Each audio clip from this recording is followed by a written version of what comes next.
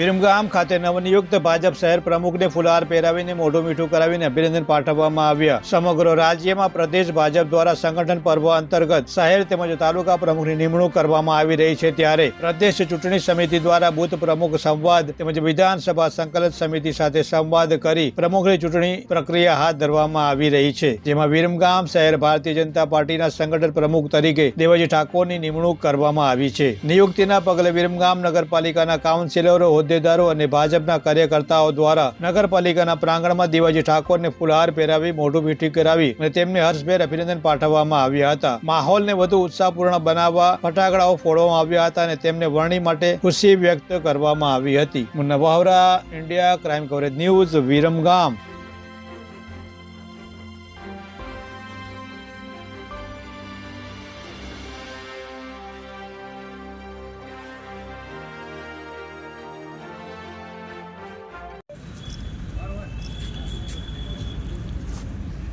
भारत माता की जय। वंदे मातरम वंदे मातरम मातरम मातरम वंदे मातरम।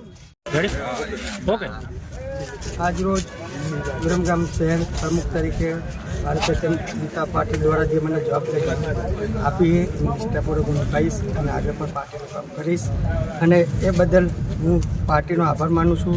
જેટલા સૌ હોદ્દેદારોનો આભાર માનું છું, વિરમગામ ધારાસભ્યશ્રીનો પણ આભાર માનું છું, અને મારા સાથે મિત્ર અને કાર્યકર્તાને જ્યાં પદ મને મળ્યું છે એમના સાથે કાયમ રહીશ અને પાર્ટીની જવાબદારી સંભાળી નિષ્ઠાપૂર્વક કામ કરીશ.